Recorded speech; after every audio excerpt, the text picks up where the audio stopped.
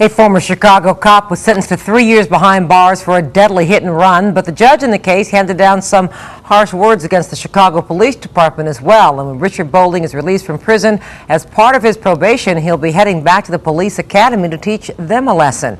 Darlene Hill has more on the judge's orders.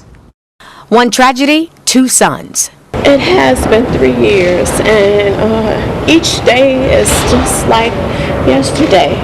This is the victim's family. In May of 2009, they lost their 13-year-old while he was riding his bicycle at 1:30 in the morning near 81st and Ashland.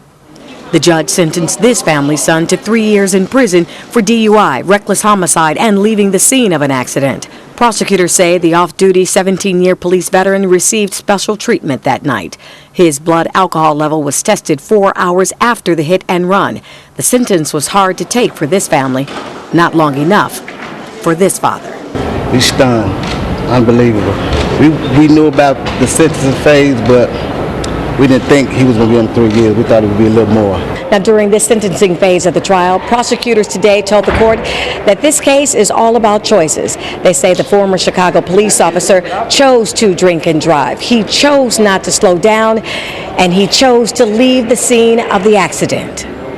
Richard Bolling didn't take the stand during the trial, but he read a statement. Bolling looked at Trenton Booker's family and said, and we're quoting tonight, "I will never pretend to know the pain you're feeling," adding, "I do and will always regret the tragic accident."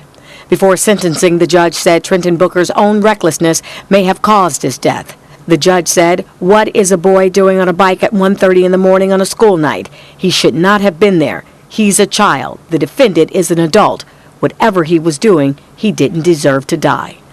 Besides prison, the judge told Bolling, as part of his community service, the former police officer will spend time at the morgue and police academy to, quote, educate the police department on how to investigate one of its own.